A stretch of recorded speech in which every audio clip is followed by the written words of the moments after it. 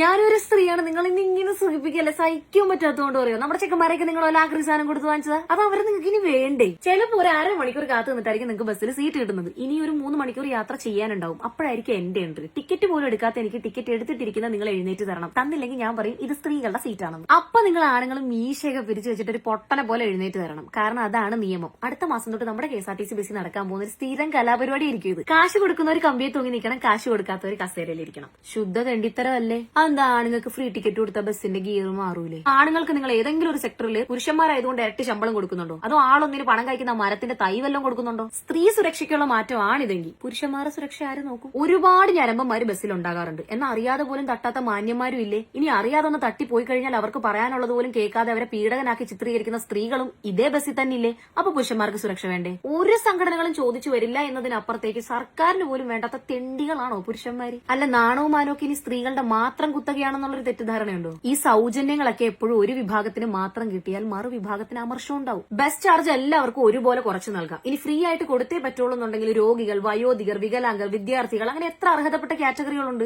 സ്ത്രീകൾക്ക് സാമ്പത്തിക ലാഭം ഉണ്ടാക്കി കൊടുക്കാൻ പുരുഷന്മാരിൽ നിന്ന് സ്ത്രീകൾക്ക് എന്തോ ഒലക്കയുടെ മൂടാണ് കൂടുതലുള്ളത്. സൗജന്യത്തിന്റെ പേരിൽ ആരെയും കുറ്റപ്പെടുത്തിയൊന്നുമല്ല. ചോദ്യം ചോദിക്കുന്നവരെയും വിയോജിക്കുന്നവരെ എപ്പോഴും വിമർശകരായിട്ട് കാണുകയും വേണ്ട. കാരണം ഇതൊരു വ്യക്തിയോടോ പാർട്ടിയോടോ അല്ല, നിയമത്തോടും നീതിയോടുമാണ്. നമ്മൾ ജീവിക്കുന്നത് ജനാധിപത്യ രാജ്യത്താണെങ്കിൽ നീതിയും സൗജന്യവും സംരക്ഷണവും കിട്ടേണ്ടത് ജനങ്ങൾക്കാണ്, സ്ത്രീകൾക്ക് മാത്രമല്ല. ഇന്ന് വർണ്ണത്തിലോ ജാതിയിലോ വിവേചനം ഇല്ലെങ്കിൽ പിന്നെ എന്തിനാണ് ലിംഗവിവേചനം? വേണ്ടി വന്ന തെങ്ങേ കയറാൻ അറിയാവുന്ന മിടുക്കികളും മീൻകറി വെക്കാൻ അറിയാവുന്ന മിടുക്കന്മാരുമുള്ള കേരളത്തിൽ ഇത്തരം ആനുകൂല്യങ്ങൾ പുതിയ തലമുറ അനുകൂലിക്കുന്നില്ല എന്നുള്ളതാണ് സത്യം. അധ്വാനിച്ച പൈസയ്ക്ക് ടിക്കറ്റ് എടുത്ത് ബസ്സിൽ യാത്ര ചെയ്യുന്ന എന്റെ അപ്പൻ ഒരു പുരുഷനായിരിക്കെ ഒരു സ്ത്രീ എന്ന ഞാൻ ഒരിക്കലും ഒരു ബസ്സിലും ഈ അന്യായ ആനുകൂല്യത്തിന്റെ പങ്കുപറ്റി ടിക്കറ്റ് എടുക്കാതെ യാത്ര ചെയ്യില്ല. വായ തുറന്ന് പറയണം, കണ്ണു തുറന്ന് കാണാൻ.